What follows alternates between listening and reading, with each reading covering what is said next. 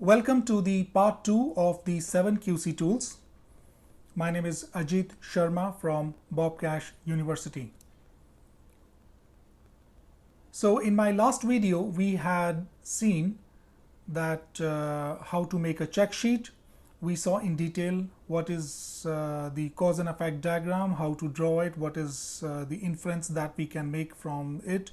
It's also called as Ishikawa diagram or the fishbone diagram. We have seen the flow chart. Now in this video, we are going to see the significance and how to draw the Pareto analysis, the control charts, scatter diagram, and histogram. So a very quick recap from the part 1 video. Why do we need the 7 QC tools? We need the 7 QC tools for capturing the data and then analyzing it, and after that analysis we need to find out the problem that is troubling us in our processes. So the 7 QC tools is for capturing the data, analyzing the data, and then finally solving the problem for which we are capturing the data. So these are simple tools which are used for problem solving. So coming to Pareto analysis, Pareto analysis is based on a famous 80-20 rule, which says 80% of the problems in our processes, be it any process, are because of just 20% of the reasons, just 20% of the causes. So we need to find out, we need to dig out and look for those 20% of the causes by which we can achieve a reduction of 80% in the problems faced in our processes. Now, so we need to look for these 20% causes or reasons that, if addressed, will kill 80% of the problems. Now, why we are not attempting 100% of the problems? Because if we have issues in our processes, why not to kill all the problems? Why not to kill 100% of the problems? Now, this is very simple because this is very economical. You know, killing 80% of the problems is very economical in any process rather than to attempt to kill 100% of the problems. So we are spending money on just 20% of the reasons. So we are just spending money on 20% of the reasons and thereby achieving 80% reduction in our problems. So naturally this is very economical rather than to attempt to kill all 100% problems. After all, we know that any attempts to solve any problem require money. You try to attempt one problem, you have a particular investment that is to be considered. If you want to solve more problems, you need more money to address those issues. So more the problems you try to solve, the more money is required in our processes. And after all, we have an industry, we have any process which has the overall aim of making money, making profit. So that's why this 80-20 rule is considered very economical, because we need to just spend time and money and resources, human resources, in just 20% of the causes. So it's a good trade-off. So that's the logic behind the 80-20 rule, and this forms the basis of the Pareto analysis. So how to draw a Pareto graph or do a Pareto analysis? Now this is the defect data from a refrigerator assembly line in a particular week. So in one particular week, the process engineer noted all the defects that he faced in the refrigerator in the assembly line. So he noted that there were 11 refrigerators which were having low cooling. There were 9 refrigerators which were having high cooling than the prescribed. 7 door handles were not properly assembled to the door. There was 7 refrigerators found with gas leak, and so on. So these are the defects found on the assembly line of the refrigerator. So first of all, in order to draw the Pareto analysis or the Pareto graph, the first step is to transform this data into an ascending order or an descending order. So I have chosen a descending order. So that means the highest come first. So the scratch I found was the highest number of defects. So I put the scratch on number 1, and so on. This forms a descending order of the defects. So we have scratch at 101 defects, dent at 56 defects, low cooling 11 defects, and so on, with a total of 197 defects. That means if you add all these defects, the total defects in the week are 197.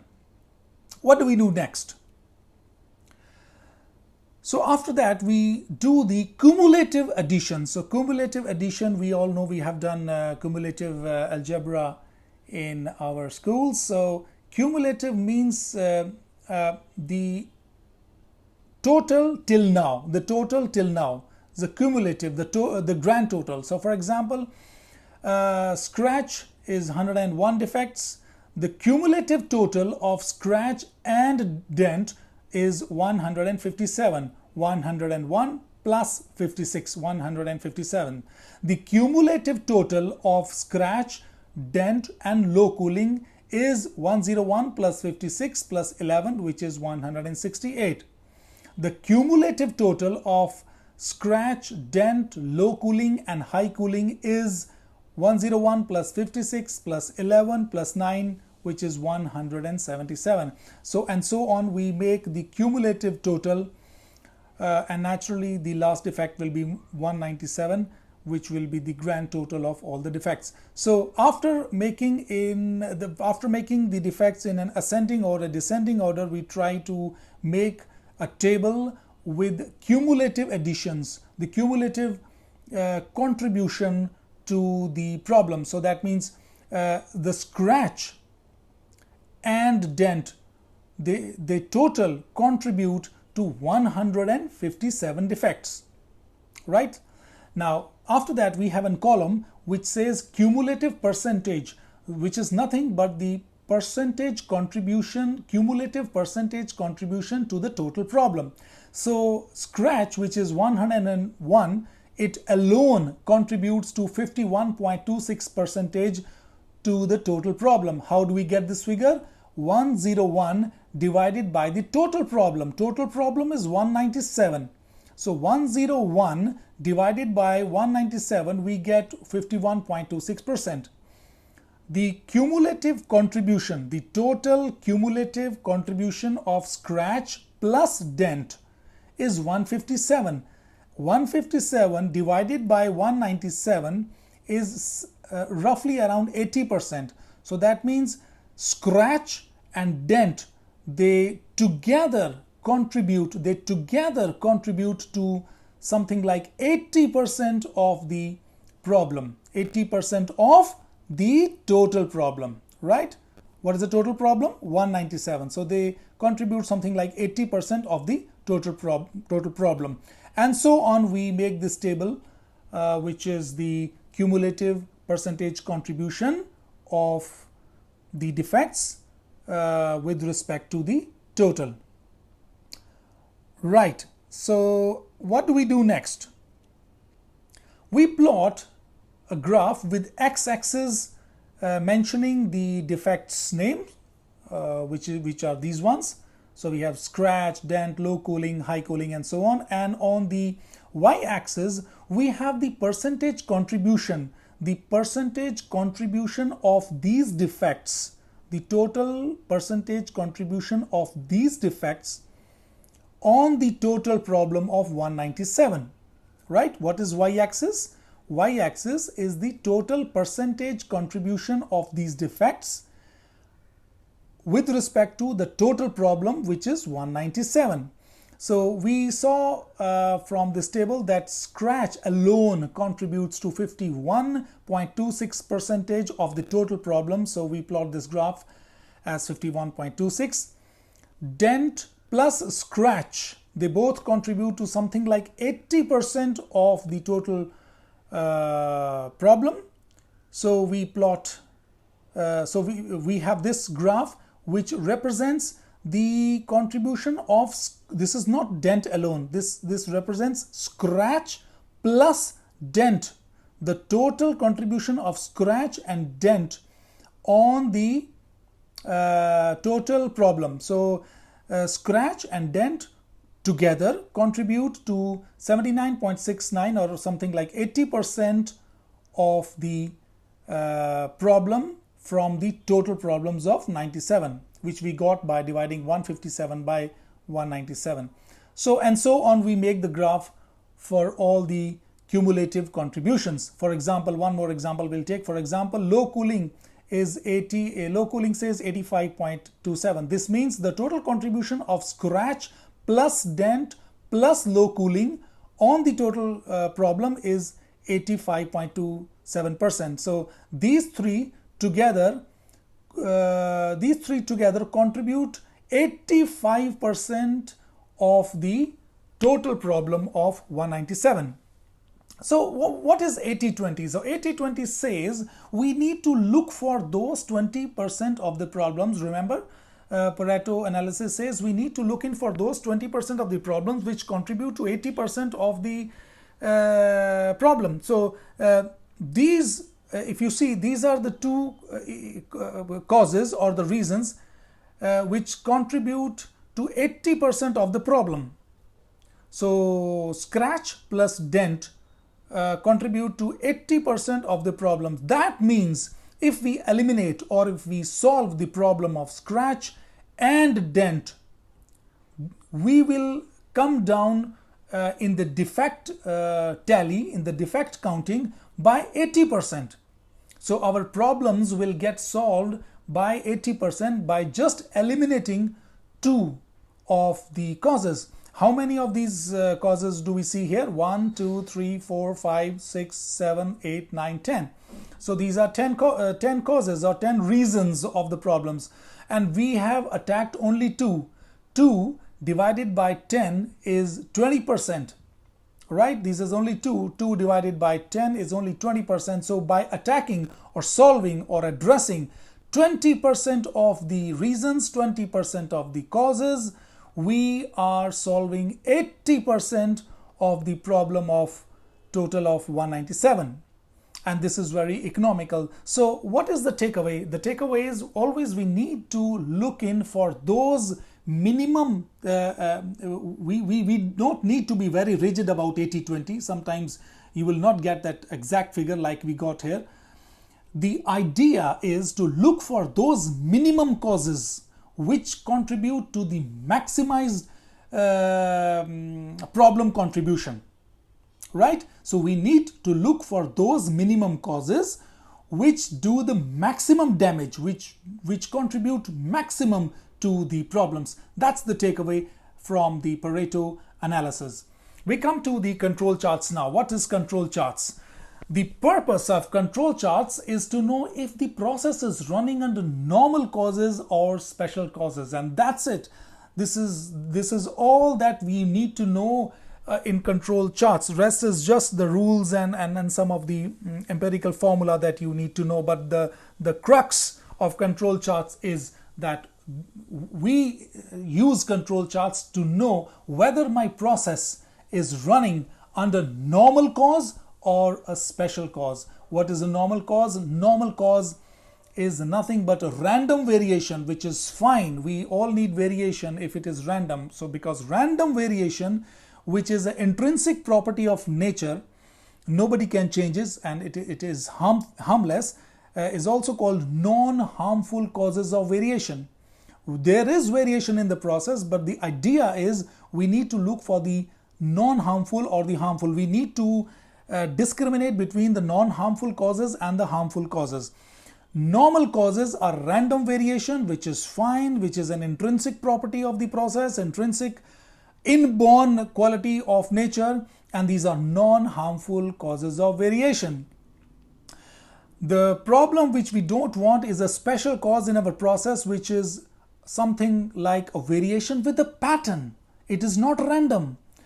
These causes are harmful. They can change your desirable result.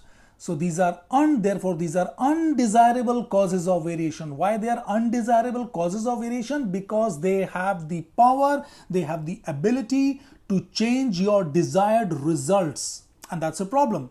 We don't want to change our desired results. We want to achieve whatever we have intended. So this is what the control charts gives us a signal that your process is running with a special cause or without a special cause. If it is running with a special cause, you need to identify them and kick them out of your process. So that's the takeaway from the control charts. That's the crux of the control charts. We need to know, do we have a normal causes or do we have a special causes in our process? So control charts have control limits, which we need to understand very quickly. Control limits are always inside the customer specification limits. Now, you have a customer specification limit or a customer limit, and you have a control limit. Now, what is this? So, for example, this customer has given us an order to give us a cylinder with a particular of diameter, and my process data tells me that the mean of the cylinders manufactured is 20 in diameter, right? The diameter of the average or the mean diameter of the cylinders manufactured is 20 Now, the customer limit says that if you give me beyond 22 diameter, I will reject. And if you give me below or less than 18 diameter, also I will reject. So the customer upper limit is 22, that's the deadline. You can't go beyond this. And the lower customer limit is 18. Now, control limits are always within the customer limits because they give a warning to you that even if today your product is not going beyond the customer limit, will it in future go out of limit or not? So that's why you have upper control limit, which is more tighter or less than the customer upper limit, and you have the lower control limit, which is higher than the customer lower limit, right? So if the customer limit is from 18 to 22, let's say the upper control limit should be, for example, just to give you although we will do a calculation how to find the upper control limit and the lower control limit, but it will be something like 21 and this will be 19, something like that, because it has to be greater, the lower control limit has to be greater than this one and the upper control limit has to be lower than the upper customer limit. So the band between the lower control limit and the upper control limit, this band is always in between the customer limit, or is shorter, or I would say better than, it's between the customer limit, right? This is fine. We know upper control limit, lower control limit, these are more squeezed out, and these are within the customer limits, and they tell us whether the process is having a special cause or not. But then how to calculate the upper control limit and how to calculate the lower control limit. So we go back to the cylinder manufacturing line. So the engineer noted at 10 a.m.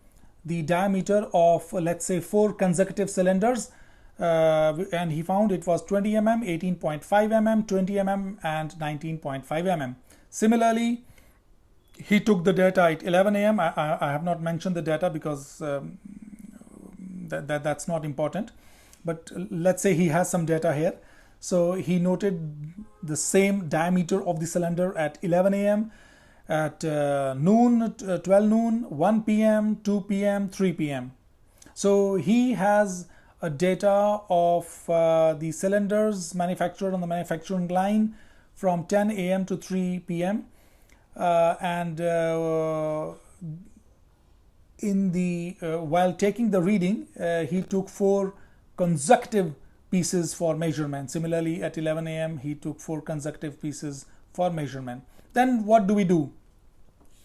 So step 1, we first of all find the process mean. We have in my previous video seen how to calculate the process mean or the arithmetic mean.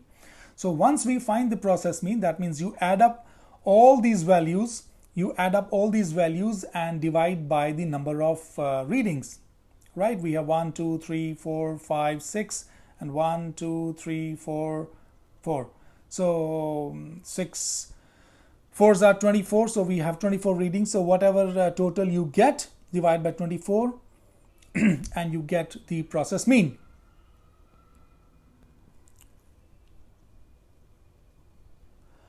What do we do next? After finding out the central line or the process mean, we find out the standard deviation. How to calculate the standard deviation? Please see my previous videos, which are very detailed on how to calculate the standard deviation. Standard deviation is nothing but it gives us an idea on how the data is spread, across the process mean or the central line. So that's the idea given to us by the standard deviation. That's the formula for the standard deviation. Standard deviation, that means you subtract each value from the mean, you square it, and then you add that column and divide it by the degrees of freedom, or if the reading is more, just divide by the number of the data and do the under the second root, you get the standard deviation. So it's nothing but the square root of the squared difference from the mean, right? It's the square root of the sum of squared difference from the mean divided by the number of readings. So you can see my earlier videos on how to calculate the standard deviation, which is nothing but the indication of the spread across the process mean. So we find out the process mean and we find out the standard deviation. What do we do next? We find the upper control limit. What is the upper control limit? It's nothing but the process mean plus 3 times the standard deviation. So whatever value standard deviation you get here, multiply this by 3, add it to the process mean, and you get the upper control limit. Similarly, you calculate the lower control limit by subtracting 3 times the standard deviation from the process mean, right? This figure multiplied by 3, subtracted from the process mean, you get the lower control limit. And then what do we do next? So we saw that, so we have these red lines. We got this red line as the upper control limit, mean plus 3 times the standard deviation, and we got this another red line, the lower control limit, which is mean minus 3 times the standard deviation.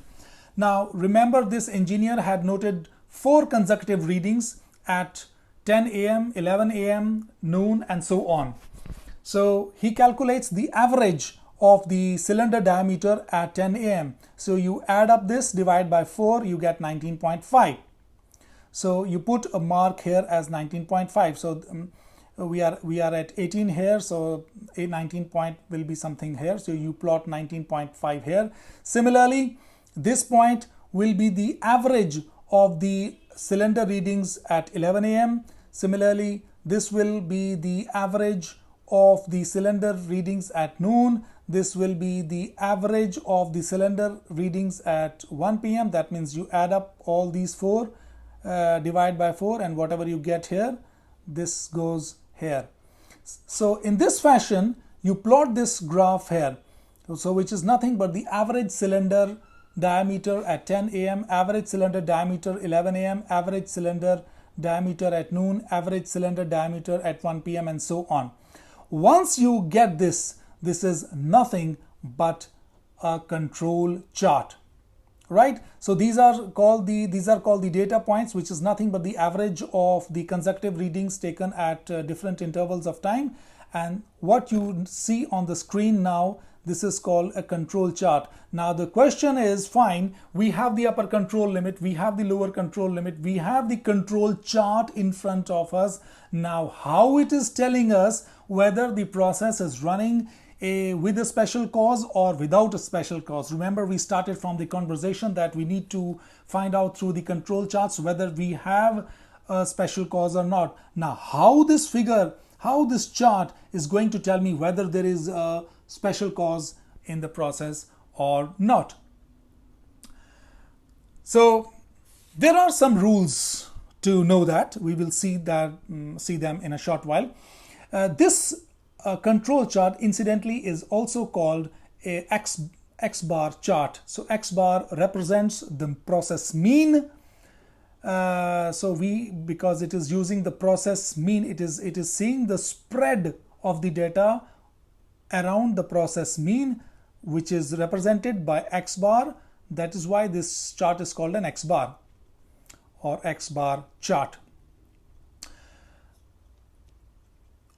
Now, this chart that we have seen is possible only with a variable data, right? This is not possible with an attribute data. Now, what is the difference between a variable data and a attribute data? For this, please see my other videos in details.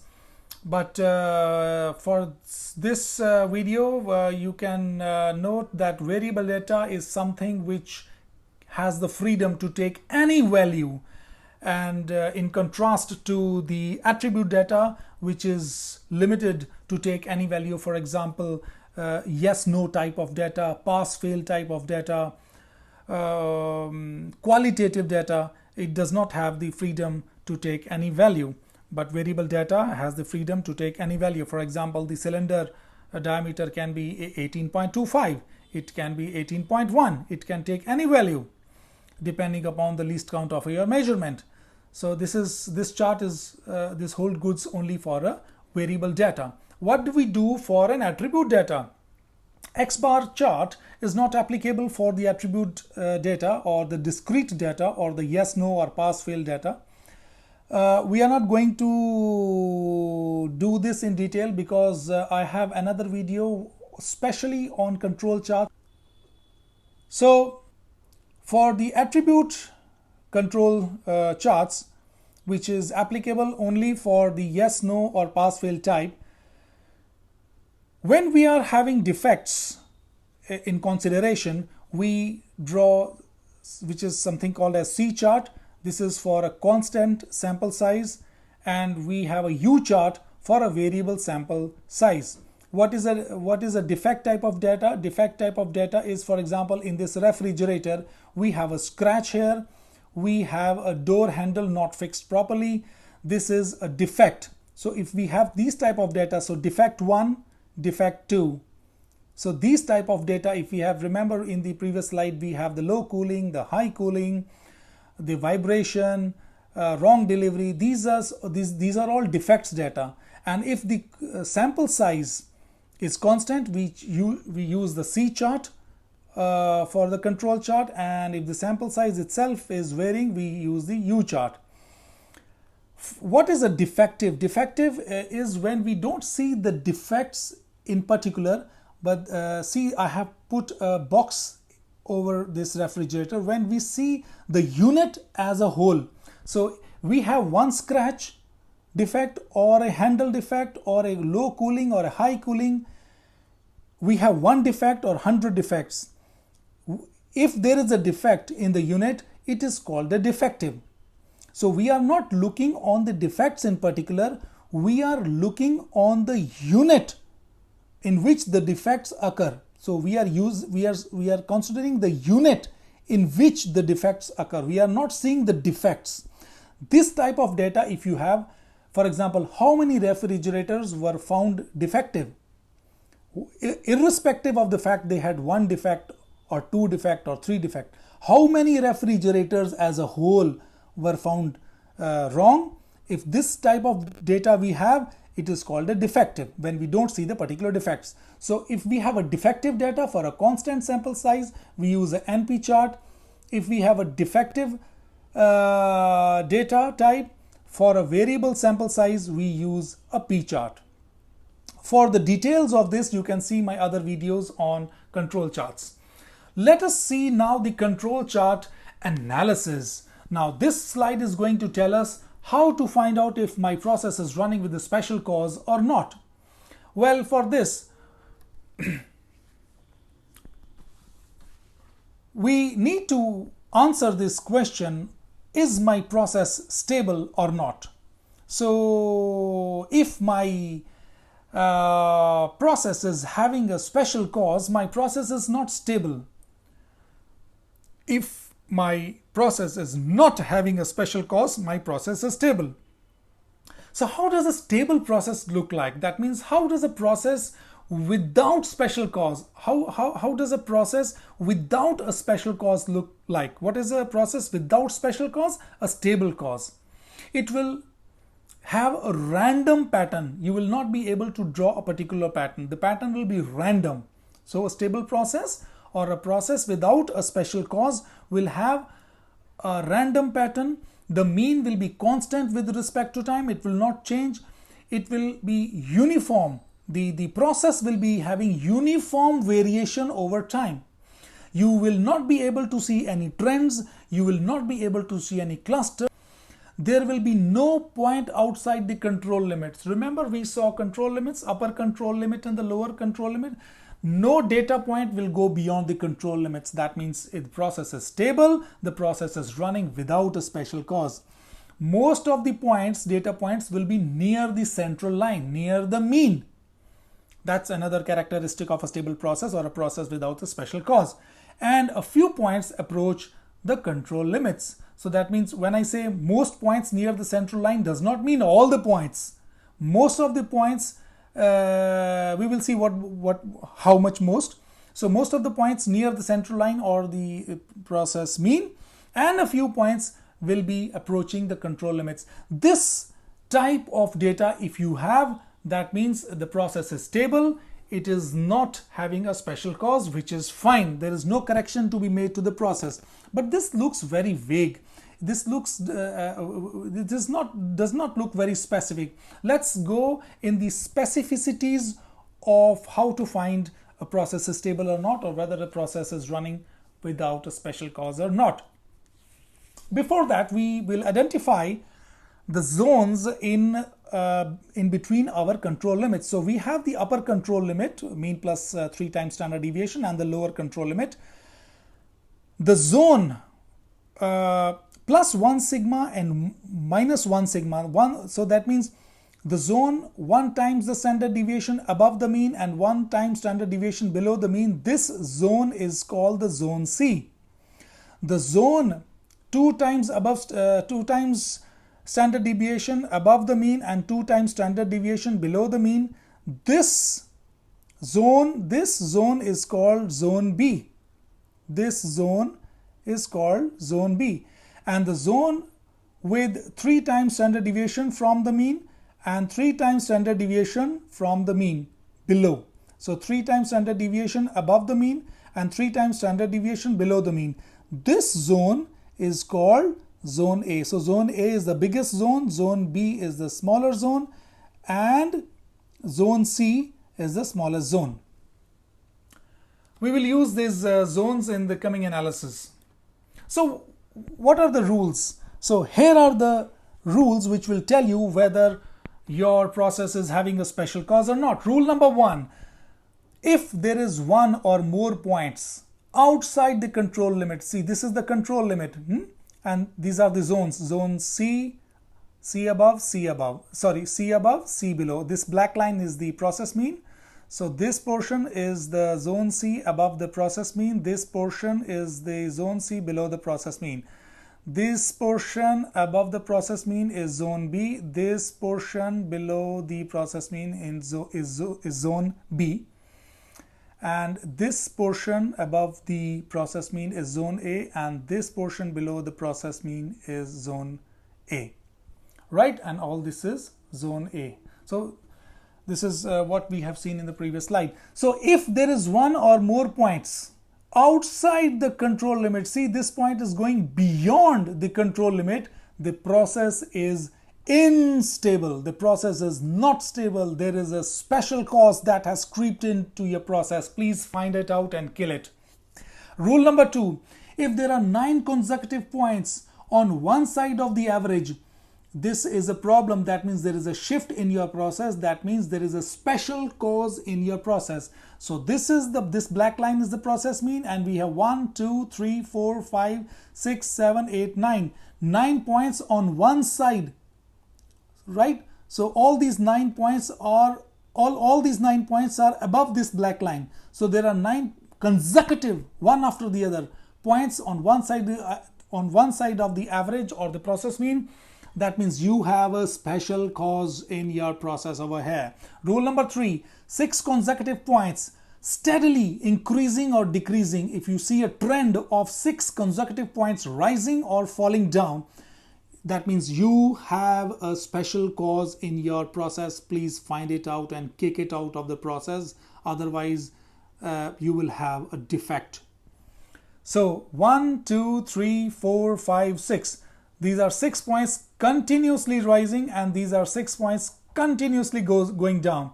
So that means you have a trend of rising and a trend of going down. This is rule number 3. You have a special cause here. Rule number 4. 14 consecutive points in up and down pattern. So this is called a sawtooth. So you have up, down, up, down, up, down, up, down, up, down. This is a regular up, down, and these are 14 in number. 1, 2, 3, 4, 5, 6, 7, 8. These are 14 in numbers. If you count these points, these are 14. 14 non-stop consecutive points in up, down pattern.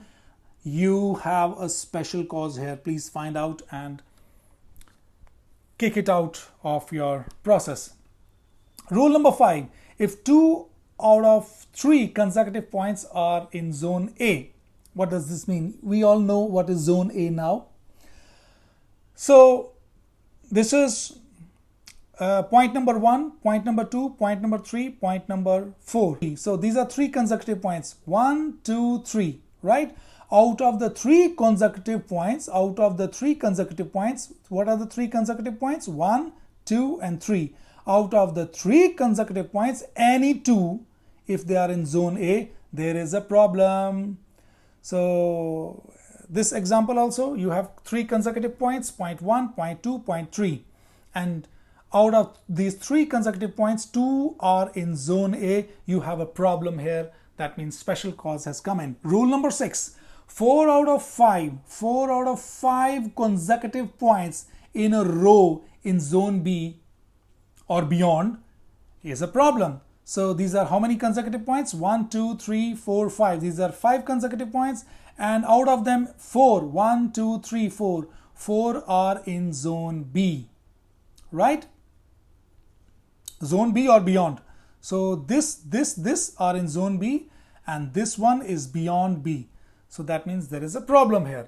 And if there are 15 consecutive points in zone C, this is also a problem. Now, somebody seeing this process will say, this process is very good because all the points are near the process mean, right? This black line is the process mean and all my points are near the process mean. So this has to be a good process. No, this is not a good process. Why? Because you see a pattern here. And what's that pattern? There are more consecutive points. And what is the threshold? The derivation tells us that 15 consecutive points in zone C is a problem. So if you count these points, 1, 2, 3, 4, 5, 6, all these are 15 points, and they are in zone C. This is zone C. So 15 or more points in zone C is a problem. You have a special clause, so special cause. Please find it out and kick it out. Rule number 8, 8 consecutive points with no point in C. So this is the opposite of this. Rule 8 is opposite of this, rule 7. So here we had everything in zone C, 15 or more consecutive points in zone C, you have a problem. Here you have 8 consecutive points, but none of them is in zone C. These are all outside C. This also is a problem. You have a special cause here. So you need to by heart this. You need to learn these 8 rules, which will tell you these are nothing but signals which tell you that your process is running with a special cause. Very quick example. Tell me, are these processes in control or not? Process number 1. Yes, process number 1 is in control. There is no special cause. Why? Because pattern appears random. I cannot find out a pattern here. The variation is uniform. None of the 8 rules, none of the 8 signals that we have just seen apply here. I cannot see the 8 signals studied in the previous slide. I cannot see them here. So this is running with normal causes. There is no special cause. Everything is fine. There is no treatment to be given to the process. I don't find trends here. I don't find clusters here. I don't find any mixtures here. There is no point outside the control limit. most of the points near the central line, right? Most of the points, not all. And a few points approach the control limits. A few points approach the control limit, right? So this is a stable process with no special causes. What about process number 2? This is a problem because it violates rule number 1. 1 point goes outside the control limits. What about process number 3? It violates rule number 2. 9 consecutive points on one side of the average, right? So you see 9 points here. All of them are above the average. 9 points on one particular side of the average. So this green line is the average, and this is one side of the average. This is another side of the average. 9 consecutive points you find here on one side of the average. This is a problem. You have a special cause in the process.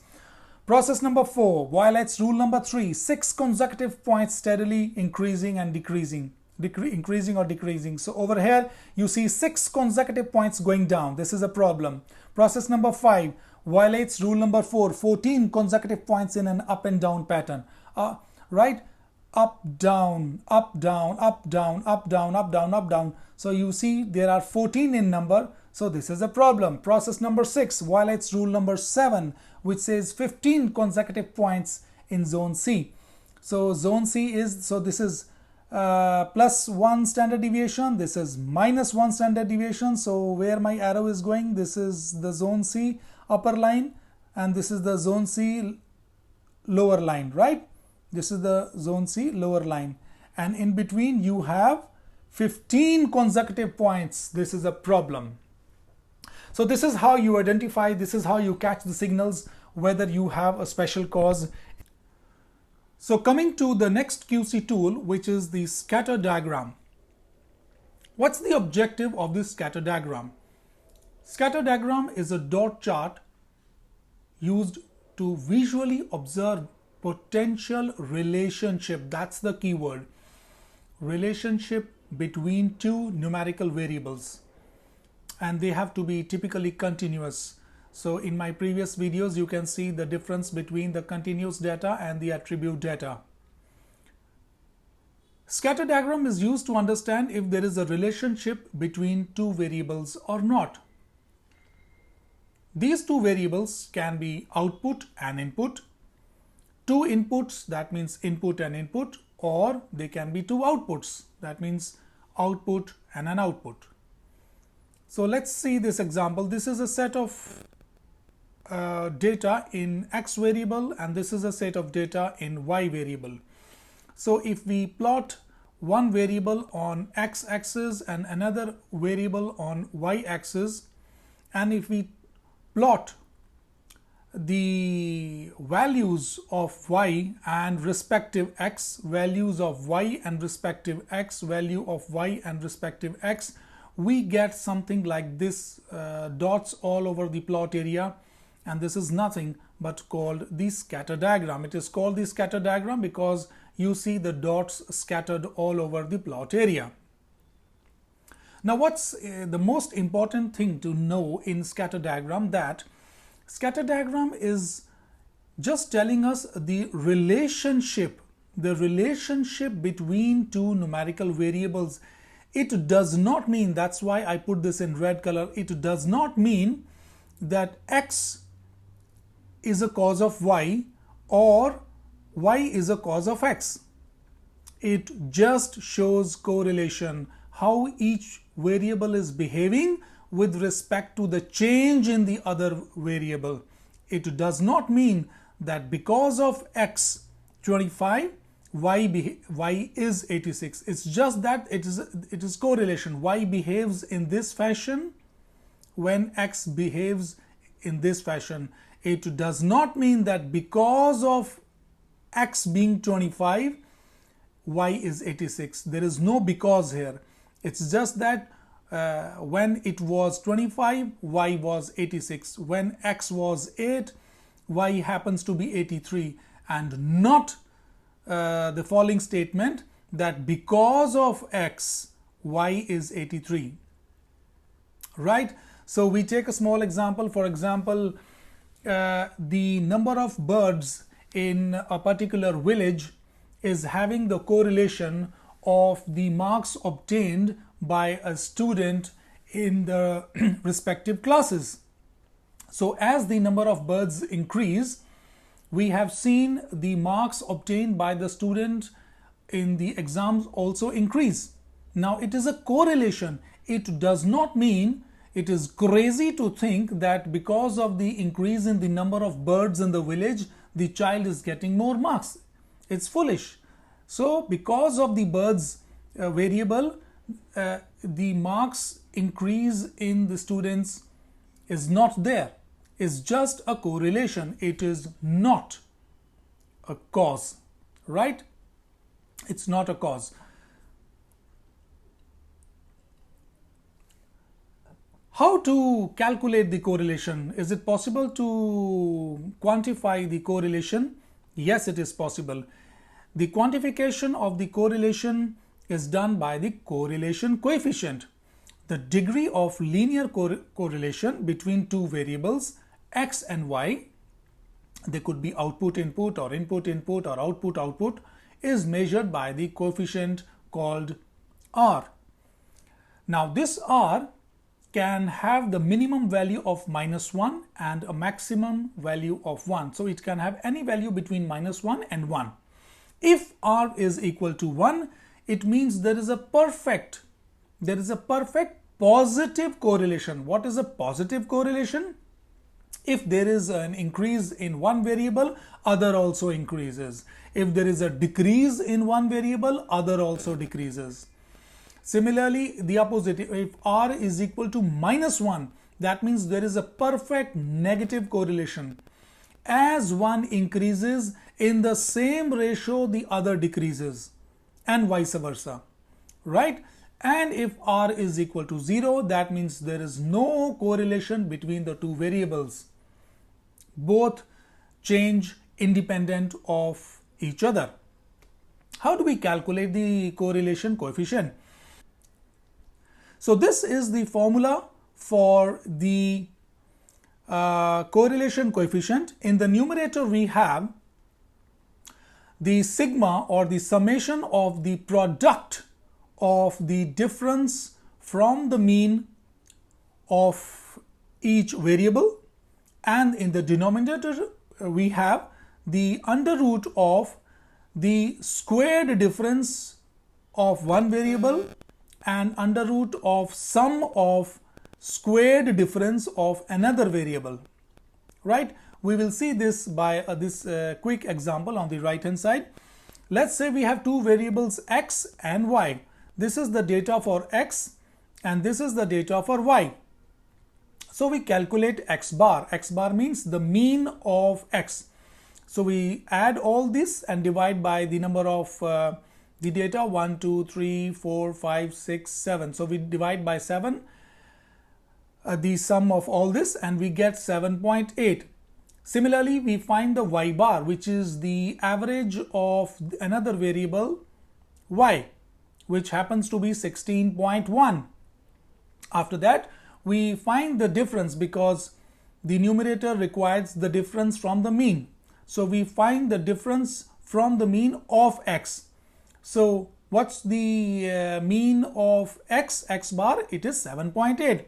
So 2 minus 7.8 is minus 5.8. 1 minus 7.8 is minus 6.8. 10 minus 7.8 is 2.2 and so on. Similarly, we do the same treatment for y and we find out the difference from the mean.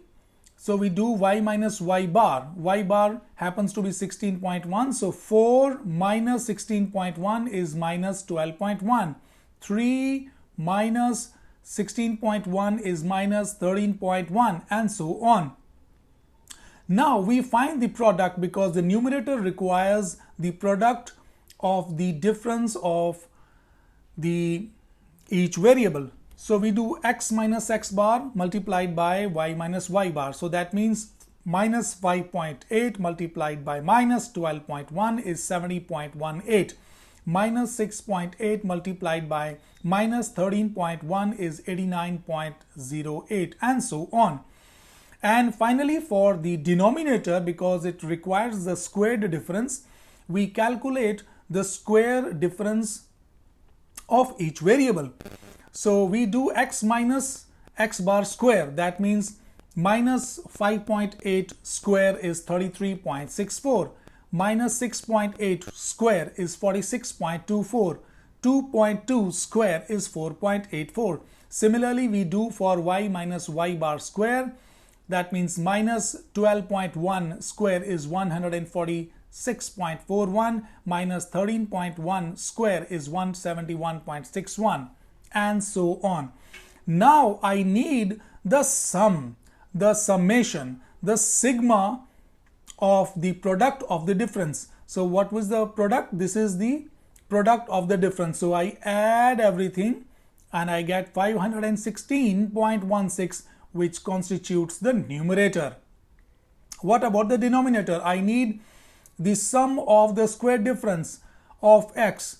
So this is the square difference from x. We add all this column and we get the sum of the square difference. So we get 242.88. So we write here under root of 242.88 multiplied by similarly the sum of squared difference of y.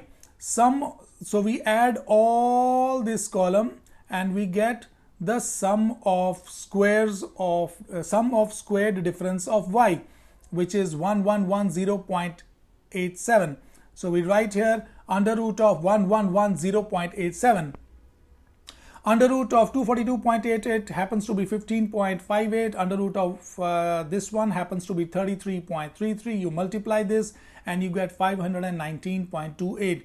So you divide 516.16 by 519.28 and you get plus 0.994. What does it mean?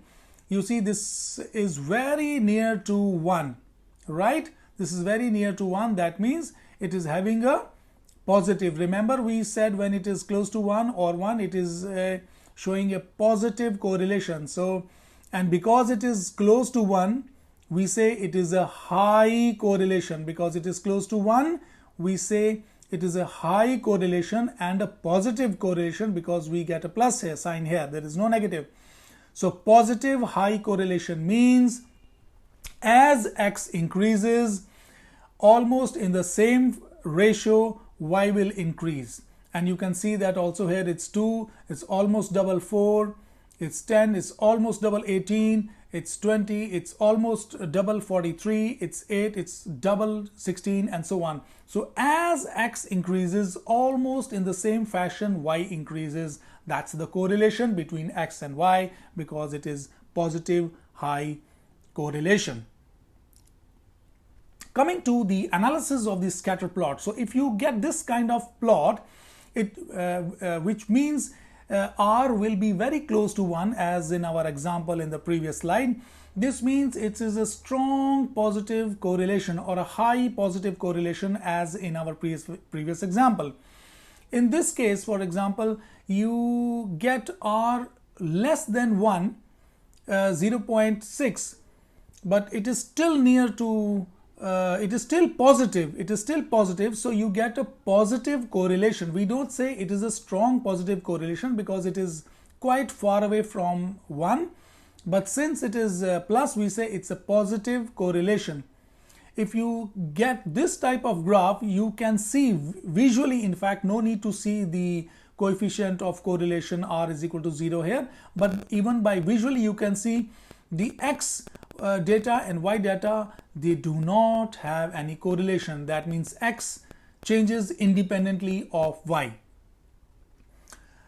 Coming to this example, so R is minus 1 or very near to minus 1, and it is going like this. So it is a strong negative correlation, and visually also you can see as x increases, y is decreasing, right? As x is increasing, y is decreasing. So you have increase here, decrease here, increase here, decrease here.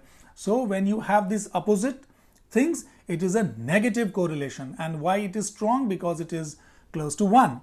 Similarly, you have a are 0.6 here, which is quite far from the absolute figure of 1, and also it is negative, so you have a negative correlation, not a negative high correlation, but a negative correlation. As x increases, y decreases, but not in exactly the same ratio.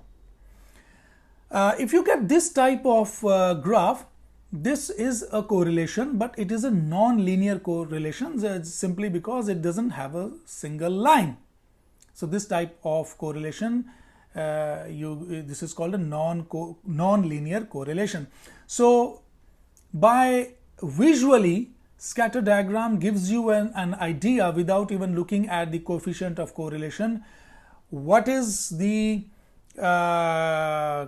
behavior of two variables when they are simultaneously seen, right? So coming to the last QC tool, which is the histogram. To understand the histogram, let's take this beautiful example of the speeds of cars. So on the left hand side, you see is the car speeds recorded by a policeman on a certain day on a certain highway. Let's see now how this data is distributed and learn the data distributions. And data distributions is nothing but histogram. So basically we are trying to see how the data is distributed in various groups, which is nothing but histogram. So therefore let's make a tally chart. We have been all making tally chart in our schools. Let's make a tally chart and make groups of this data. I put this word in red color because this is very important in histogram. So we start with making groups of this data, right? So I make a grouping of this data like this. So first group is from 40 kilometers per hour to 45 kilometers per hour. The second group is from 45 kilometers per hour to 50 kilometers per hour, and so on until 120 kilometers per hour, because the maximum speed I see here is 120 kilometers per hour. So now you have to see how many car speeds in this data are coming in the group 1, which is 40 to 45. Right. Similarly, I have to see how many car speeds are coming in the group data 45 to 50, and how many car speeds are coming in the group data of 50 to 55, and so on. So this is how we go about it. So we see that there is only one data 45 which is in this subgroup, right?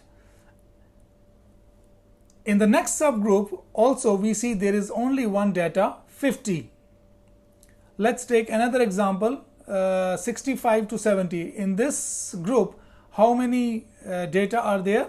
66, because 66 is between 65 and 70. 68, because 68 is between 65 and 70. And 69, because 69 is between 65 and 70. So there are 3 car speeds in the group of 65 and 70. Similarly, you have to do this for all the groups, right? Now, there is a catch here. You see this is 40, 45. Again, we see a 45 figure here. And similarly, in this group, we see 45 to 50, but again, we see a repetition of 50 here. So what happens if we get a speed of 45? For example, we got 45 here. I put this data in this group and not in this group, because here also is 45. Why did I put in this group?